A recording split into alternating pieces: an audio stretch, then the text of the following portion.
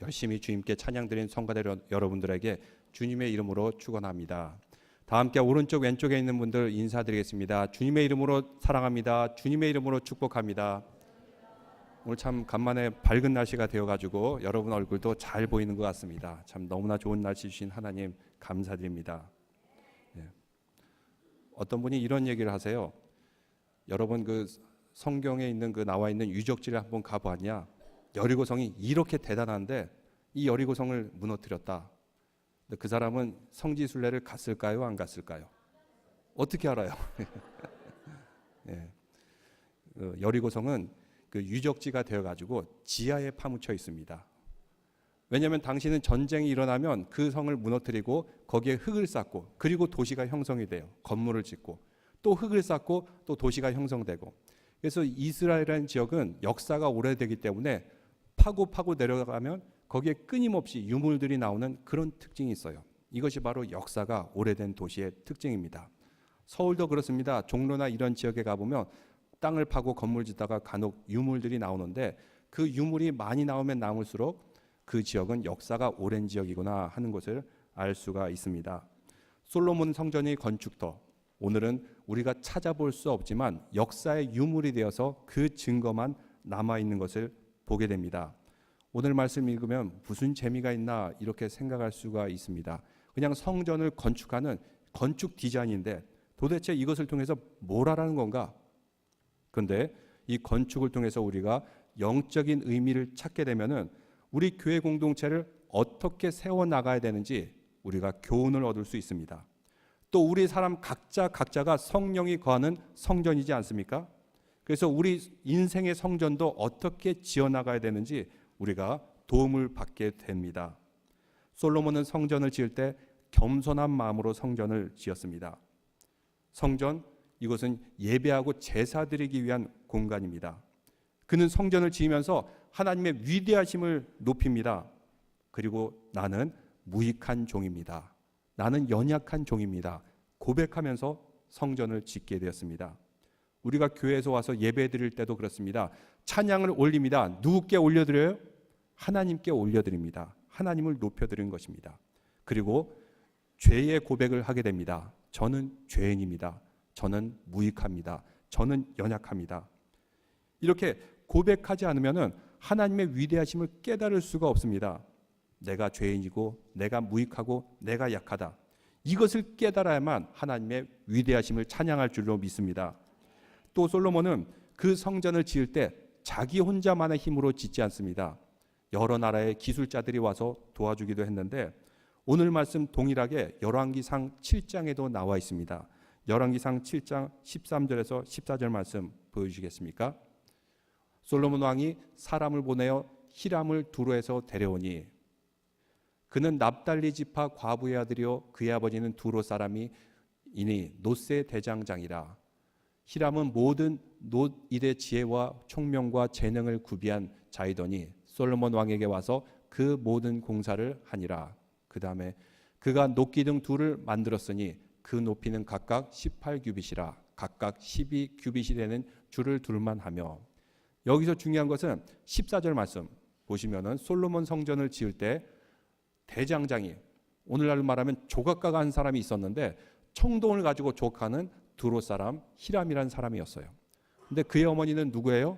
납달리 지파의 과부, 이스라엘 족속의 여인이었고, 그리고 그의 아버지는 두로 사람, 일종의 헤프, 납달리 지파 헤프, 그리고 두로 사람, 오늘날의 레바논 사람, 이렇게 피가 섞인 그런 사람이었습니다. 어떻게 자라났을까요? 어머니 혼자 그를 키웠어요. 근데도 그는 지혜가 있었고 총명이 있었고 재능이 있었던 것 같습니다. 오늘날로 말하자면 여러분 다빈치가 이렇게 그림을 그렸죠. 최후의 만찬. 성전에서 식당을 장식하기 위해서 최후의 만찬이란 그림을 그렸어요.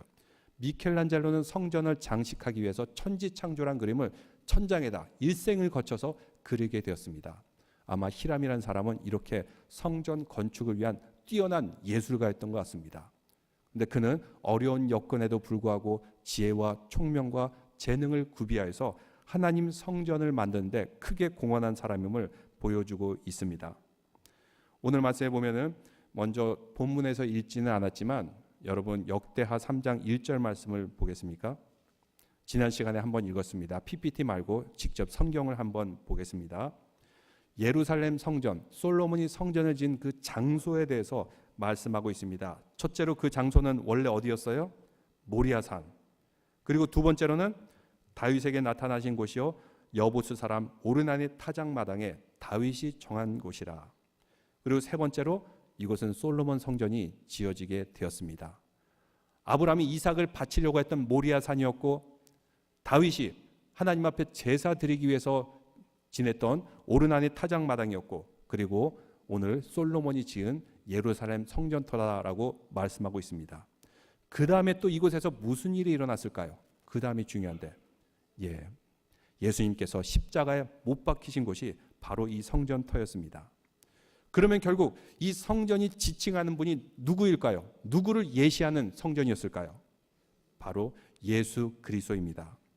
그래서 성경을 읽을 때 이스라엘이라는 그 예루살렘의 장소의 개념을 뛰어넘어서 우리의 성전 되시는 예수 그리스도를 생각하면서 우리는 오늘 말씀을 읽어야 됩니다. 구약에는 제사를 드릴 때 매우 복잡한 의식을 가지고 드리게 됩니다. 그런데 그 복잡한 제사 의식이 언제 폐하여지게 되었습니까? 2000년 전에 예수 그리스도께서 직접 자신의 몸을 바쳐서 십자가의 죽으심을 통해서 단번에 제사를 이루셨어요. 그래서 우리는 더 이상 짐승을 죽여서 피를 흘리면서 제사를 지내지 않아도 되는 신약의 시대에 살게 되었던 것입니다.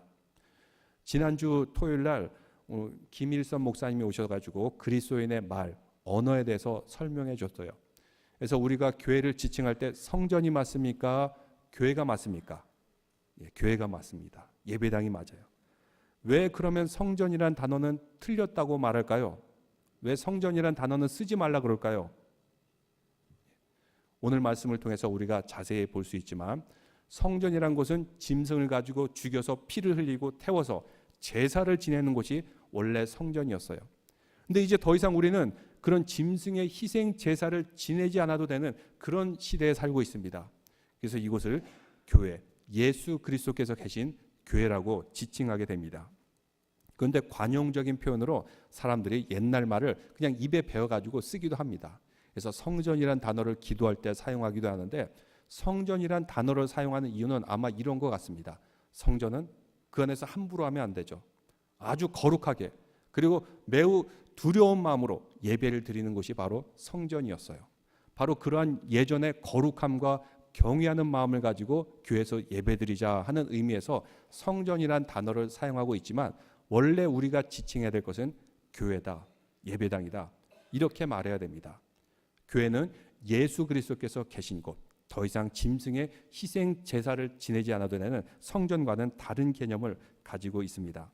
그렇지만 성전이란 단어를 입에 붙어가지고 이렇게 사용할 때는 이곳은 매우 거룩한 곳이다. 여러분, 성전에서 함부로 하거나 신성 모독하거나 막 소리 지르고 하면 어떻게 되는 줄 아십니까? 종교 경찰이 와가지고 잡아가요. 그래서 무서운 곳입니다. 근데 우리 오늘날 예배당도 바로 이러한 성전의 거룩함이 함께 있어야 될 줄로 믿습니다. 또 열왕기 상에 있는 말씀하고 오늘 읽은 역대하 3장 말씀하고 뭔가 차이점이 있어요. 열왕기 상에서는 성전이 지어진 연대를 얘기해 줍니다. 언제 지어졌을까요? 이스라엘 백성들이 출애굽한 지 480년에. 그래서 열왕기 상의 말씀을 통해서 성전이 언제 지어졌구나 우리가 연대를 추정할 수 있습니다. 그런데 오늘 역대하 말씀에서는 언제 지었는지 연대를 말하지 않아요. 무엇을 말하죠? 장소가 어딘지를 말하고 있습니다. 그곳이 바로 모리아산이었고, 다윗이 타작마당에서 제사를 지낸 곳이었고, 또 오늘 솔로몬이 성전을 짓는 곳이다, 이렇게 설명하고 있습니다. 모리아산에서 아브라함이 이삭을 죽이려고 했습니다. 이삭을 죽여서 제사를 드리려고 했어요. 그런데 그때 마침 하나님께서 그에게 이삭을 죽이지 말라 얘기해 주시고, 거기에 염소가 뿔이 걸려가지고 있는 것을 보고 염소를 잡아서 대신 제사를 지냈습니다. 또 오르난의 타작마당은 무엇일까요? 원래 이곳은 여부수 사람, 이방인이 가지고 있던 타작마당입니다. 그 타작마당을 다윗이 사서 예배를 드리고 제사를 드림을 통해서 백성들의 재앙이 면해지게 된 곳이 바로 오르난의 타작마당입니다. 근데 왜 당시에 이스라엘 백성들이 죽게 되었습니까? 여러분 성경 기억하십니까? 다윗이 어느 정도 왕국이 안정권에 들었었을 때 자신감을 갖기 시작했습니다. 그러면서 인구 조사를 하기 시작했어요. 과연 내 국가에 있는 이 나라 왕국의 인구가 얼마나 될까? 그런데 하나님이 인구 조사했다고 백성들에게 전염병을 내려서 죽게 만든 것입니다. 인구가 점점점 줄어듭니다. 그러자 다윗이 하나님의 뜻을 알고 하나님 앞에 희생 제사를 지냄을 통해서 그 재앙이 면하여지게 되었던 것입니다. 백성들을 구원하기 위해서 오르나니 타작마당에서 제사를 드렸어요. 근데 인구조사한 게 뭐가 잘못됐어요? 오늘날도 인구조사하고, 인구조사는 백성들이 어디에 얼마나 분포해 있고 몇 명이 살고 있고 어떻게 잘 다스릴지 통계를 내기 위한 중요한 것 아닙니까? 근데 왜 인구조사를 막으셨을까요? 예, 인구를 조사하는 그 동기가 있었기 때문입니다. 몇 가지가 있는데, 하나는 이제 내 왕국이 이만큼 안정되고 영토도 넓어졌으니 내 힘이 이 정도다 라는 것을 가지고 과시하려고 했던 것입니다. 자신감으로 삶으로 했던 것이에요. 또 인구조사를 한 이유는 그래서 어떻게 하려고 그랬을까요? 그 다음에 다윗이 우리나라 인구가 이 정도 많으니까 이제 나도 다른 나라를 정복해보자 하는 의미로 그가 인구조사를 했던 것입니다. 한 나라가 갑자기 사기가 높아지게 되면 나라를 정복하는 것을 보게 돼요. 그리스도 그랬고 로마도 그랬고 아시아에서는 징기스칸이 몽고가 그랬고, 징기스칸의 몽고 같은 경우는 별볼일 없는 무기를 가지고 세계를 정복했어요. 그 나라 국민들이 갑자기 이렇게 사기가 높아지게 되면 세계로 막 뻗어나가면서 다른 나라를 막 정복하는 것을 우리가 역사를 통해서 볼 수 있습니다. 다윗도 마찬가지였습니다. 국민들의 사기가 아주 충천했을 때, 이때 이집트도 정벌하고 메소포타미아 지역을 정벌하게 되면 아마 다윗은 역사에서 징기스칸이나 알렉산더나 그런 인물로 남게 되었을 거예요. 그런데 하나님이 그때 바로 막으셨습니다. 왜 그랬을까요? 다윗은 하나님 나라를 세우는 하나님 왕국의 왕으로서 하나님께서 다윗을 왕으로 세우셨어요.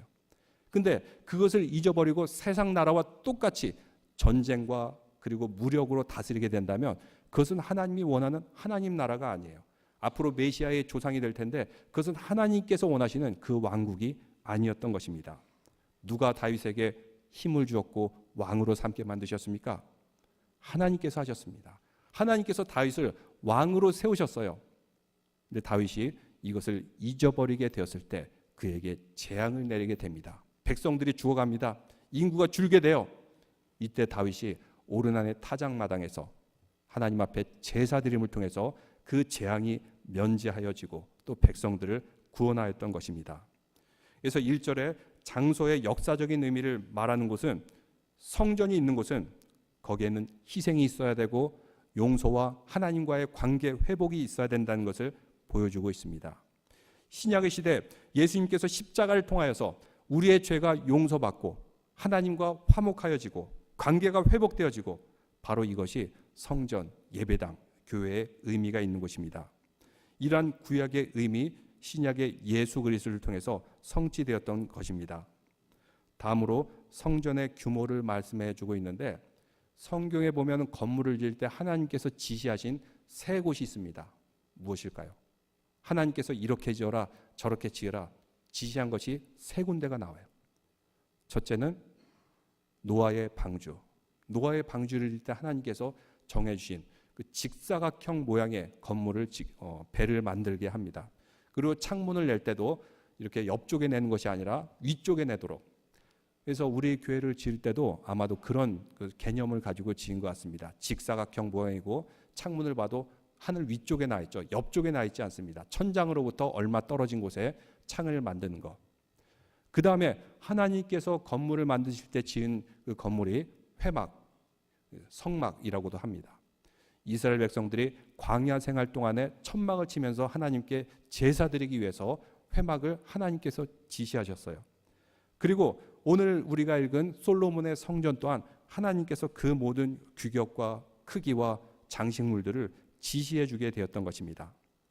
이 말은 우리가 하나님의 말씀대로 교회를 만들어 가야 되고 교회 공동체도 하나님의 뜻으로 세워가야 되고 그 안에는 하나님의 말씀과 기도와 거룩함으로 채워 넣어야 된다.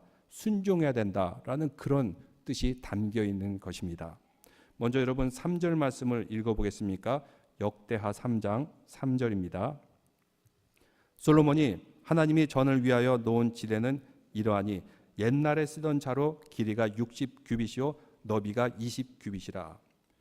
규빗이란 단어를 쓸 때 옛날에 쓰던 단위가 있고 또 한 2000년대에 쓰던 그런 단위가 있고 또 최근에 쓰여진 그런 단위가 약간씩 틀린데 옛날에 쓰여진 단위는 조금 그 단위 규모가 작습니다. 그래서 그 길이는 27m, 높이는 넓이는 9m, 그리고 성전의 높이는 13.5m.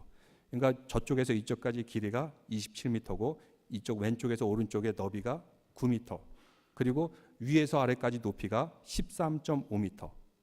우리 교회보다 조금 큰 듯한 그런 느낌이 듭니다. 직사각형 모양이고 노아가 만든 방주와 비슷한 구조이고 또 우리 교회도 비슷한 구조를 가지고 있어요. 이 성전을 보면 여러분 어떤 느낌이 듭니까? 솔로몬이 지은 성전이 아주 크거나 웅장하거나 그러지는 않았어요. 이것은 제사 드리기에 적합한 용도로 그 건물을 지은 거지 과시용으로 지은 것이 아닙니다. 이쪽에 파르테논 신전의 모형이 있는데 파르테논 신전만 해도 아주 웅장하고 큽니다. 솔로몬이 지은 그 성전보다 몇십 배나 큽니다. 근데 솔로몬 성전은 그렇게 크지 않아요. 또 솔로몬 후대에 우리가 악한 왕이라고 생각하는 헤롯 왕, 그 헤롯 왕은 성전을 지으면서 미식축구장 20개가 들어갈 정도로 굉장히 넓고 화려하게 지었습니다. 근데 솔로몬의 성전은 그렇게 크지가 않아요. 예배에 적합하기 위해서 그 성전을 지었기 때문입니다. 근데 솔로몬은 그 성전 지을 때 다른 성경을 종합해 보면은 성전을 지으면서 돌망치 때리는 정소리를 내지 말라 이렇게 얘기합니다. 건물을 지을 때 정소리를 내지 않고 망치 소리가 내지 않기 위해서는 어떻게 해야 될까요? 이미 채석장에서 돌을 채굴 할 때 모양을 다 다듬습니다. 문양도 이미 만들어요. 그래서 성전터로 가져왔을 때는 쌓아서 끼워 넣고 짓기만 하면 되도록 만들었던 것입니다. 왜 그럴까요? 왜 성전을 지을 때 정소리나 요란한 소리나 시끄러운 소리를 내지 못하도록 했을까요? 첫째는 이곳은 거룩한 곳이기 때문에 아무 잡소리가 나서는 안 된다는 의미입니다. 거룩한 하나님의 소리만 있어야 되고 정결함이 있어야 되고 그 이상한 소리가 나서는 안 된다는 의미입니다. 함부로 하지 말라는 것입니다. 영적인 의미는 무엇일까요? 우리는 이 교회를 지킴에 있어서 예배당을 지키면서 예배를 드림에 있어서 거룩한 말을 하시는 믿음의 성도들 되시길 바랍니다. 정결한 말을 하시는 믿음의 성도들 되시길 바랍니다. 바로 그러할 때 성전의 의미를 오늘날에도 살려내는 것입니다. 또한 하나님이 일을 준비할 때는 급하게 하지 말고 미리 준비된 자세로 오라는 것입니다. 예배를 드릴 때도 그냥 급하게 와서 어순하게 예배 드리는 것이 아니라 찬양을 드리면서 마음을 정결하게 한 후 예배 드리는 믿음의 성도들 되시길 바랍니다. 찬양이 예배 11시 15분 전부터 시작하는데 오늘도 이렇게 많은 분들 오셨는데 여러분들 항상 예배 드리기 전에는 급하게 와가지고 옷 다듬고 막 이러는 것이 아니라 솔로몬 성전 지을 때와 같이 미리 오셔서 준비된 마음으로 준비된 예배자가 되시기를 주님의 이름으로 축원합니다. 그래서 우리가 토요 새벽 예배 드리는 이유도 그렇습니다. 준비된 예배자가 되기 위해서 기도로 준비하고 마음으로 준비하고 말씀으로 준비하기 위해서 토요 새벽 예배 드리는 겁니다. 그리고 오늘 아침 일찍부터 오셔가지고 중보 기도하면서 예배를 드리고 다 준비된 마음으로 예배를 드리는 것입니다. 근데 솔로몬 성전도 BC 587년에 완전히 허물어지게 되었습니다. 바벨론에 의해서 무너졌어요. 아무리 처음 의도는 거룩하게 짓고 하나님의 뜻에 따라 지었다고 해도 그 내용을 그 성전을 하나님의 말씀으로 기도로 더 이상 채우지 않으면 하나님께서는 언제든지 허물어뜨립니다. 그냥 돌 위에 돌 하나 남지 않을 정도로 완전히 허물어뜨려요. 그렇다고 하나님의 영광이 사라졌습니까? 하나님의 뜻은 우리 교회를 통해서 계속해서 이루어지게 됩니다. 다만 영광의 촛대만 옮겼을 뿐이지 하나님의 나라는 결코 무너지지가 않습니다. 근데 솔로몬 성전 후에 이제 예수님이 태어나는 그 어간에 가장 화려한 성전을 헤롯이 지었어요. 악한 왕이지만 그가 그렇게 화려하고 아름다운 성전을 지으려고 했던 의도는 유대인의 환심을 사기 위해서 자신의 통치를 쉽게 하기 위해서 성전을 화려하게 지었던 것입니다. 아주 어마어마한 크기로, 예전에 제가 헤로당의 성전을 영상으로도 보여드렸는데 예수님이 제 아들도 이 모습을 보고 깜짝 놀라가지고 예수님, 저 성전의 돌들이 화려하지 않습니까? 엄청난 규모로 잘 지어지 않았습니까? 그렇지만 얼마 후에 그 화려한 성전도 AD 70년경에 다 무너지게 됩니다. 완전히 싸그리 사라지게 되었어요. 지금 거기 가보면 무엇이 있습니까? 이슬람 사원이 있어요. 돔형으로 된 이슬람 사원만 남아있을 뿐입니다. 하나님의 말씀으로, 하나님의 거룩함으로 채워지지 않으면 성전은 아무리 화려하고 크게 지어도 어느 순간에 그것은 다 허물어질 것이라는 것을 역사를 통해서, 성경을 통해서 우리에게 얘기해주고 있는 것입니다. 이에 비하면 솔로몬의 성전은 그렇게 규모도 크지 않아요. 그렇지만 이것을 만들 때는 아주 정교한 문양으로 최고의 기술자들, 예술가들을 동원해서 하나님 앞에 드리려고 했던 것입니다. 우리도 그렇습니다. 교회가 아주 크고 화려하고 웅장한 건물을 지으면 은혜가 많습니까? 그렇지 않죠. 교회라는 곳은 하나님의 은혜가 있어야 되고, 말씀이 있어야 되고, 기도가 있어야 되고, 계속된 말씀 양육으로 채워가야 됩니다. 만약 그게 없다면은 교회는 하나님의 영광이 나타나지 않기 때문입니다. 근데 성전을 지으면서 어떤 재료를 지었는지 또 8절 말씀에 나와 있는데, 역대하 3장 8절 말씀을 읽어보겠습니다. 또 지성소를 지었으니 성전 넓이대로 길이가 20규빗이요 너비도 20규빗이라 순금 600달란트를 입혔으니. 이것을 지을 때 돌과 나무와 청동으로 짓기는 했지만 지성소 그리고 성전 안은 금으로 입혔어요. 그 금이 600달란트라 그러는데 오늘날로 환산하면 한 20톤 정도의 무게라고 합니다. 어마어마한 금의 양, 자산을 가지고 성전을 입히게 되었던 것입니다. 여기에 이유가 있습니다. 왜 금으로 입히게 되었을까요? 금이 상징하는 바가 있기 때문입니다.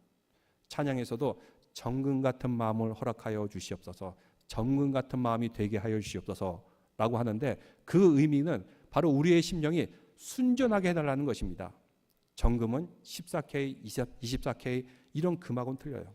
완전히 금으로 불순물이 제거된 그런 금은 아주 모습이 1000년이 가도 2000년이 가도 절대로 변하지가 않습니다.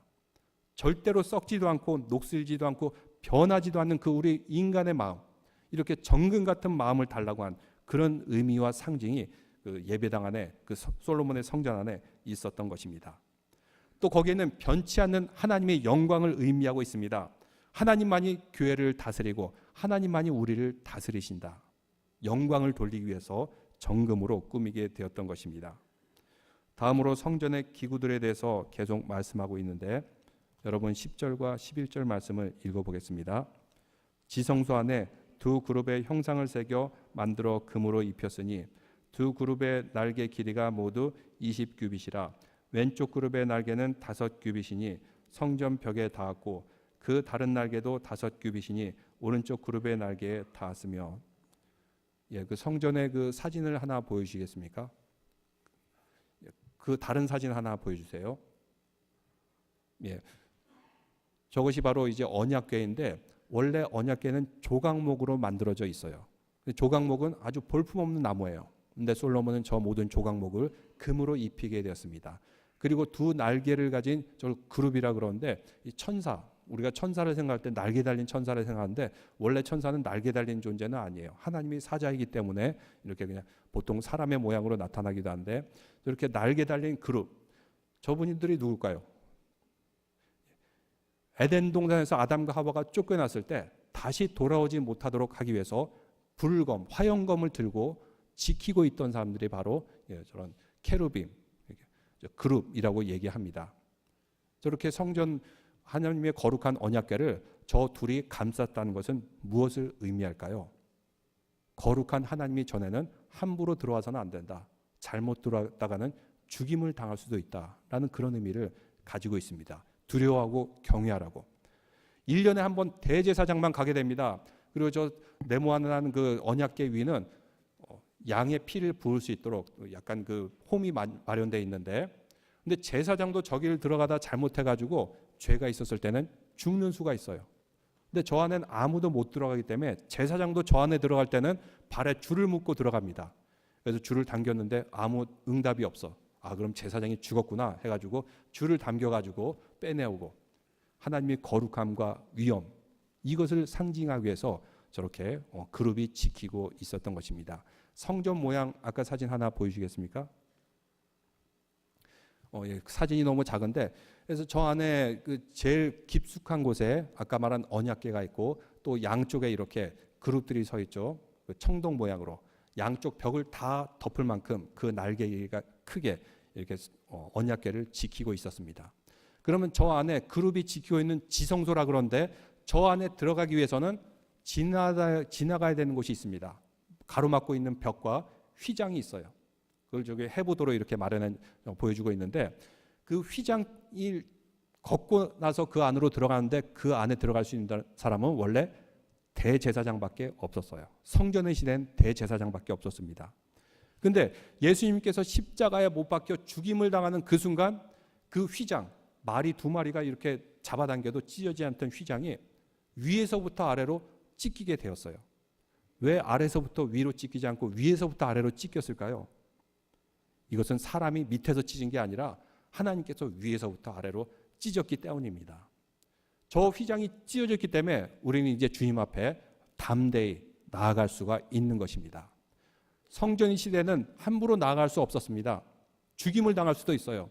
그렇지만 예수님께서 친히 십자가에 못 박혀 죽으시고 우리의 제물이 되어주심을 통해서 우리는 이제 더 이상 휘장이 없이 주님 앞에 담대히 나아갈 줄로 믿습니다.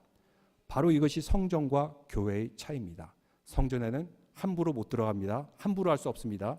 그렇지만 예수 그리스도께서 저 휘장을 찢었기 때문에 우리는 주님의 보좌 앞에, 우리가 각자 성경을 다 가지고 있지 않습니까? 언약궤 안에 있어만 되는 저 성경을 우리는 다 가지고 주님 앞에 담대히 나아가는 것입니다. 저 장소가 바로 예수 그리스도께서 죽으신 곳, 저 휘장이 찢긴 곳입니다. 이제 마지막으로 보면 이 성전 안에 두 개의 기둥이 있었다고 말하고 있습니다. 여러분 17절 말씀 한번 읽어보겠습니다. 성경 말씀으로 읽겠습니다. 그 두 기둥을 성전 앞에 세웠으니 왼쪽에 하나요 오른쪽에 하나라. 오른쪽 것은 야긴이라 부르고 왼쪽 것은 보아스라 불렀더라. 예. 아까 그림을 다시 보여주시겠습니까? 성전에는 두 개의 기둥이 있습니다. 그래서 하나는 야긴, 야긴이라는 뜻은 그가 세우셨도다. 그리고 왼쪽에는 보아스, 그가 나의 힘이시다.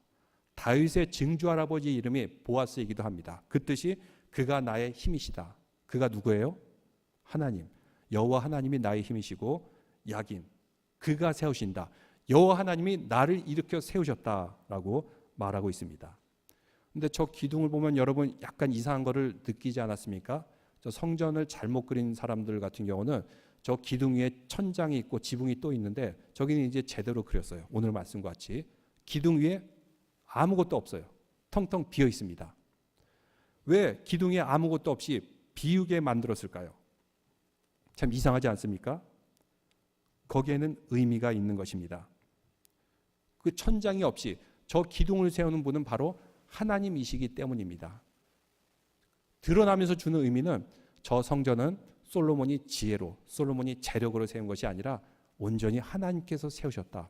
이것을 드러나기 위해서 기둥이 없이 두 기둥을, 지붕이 없이 두 기둥을 저렇게 세운 구조를 만들었던 것입니다.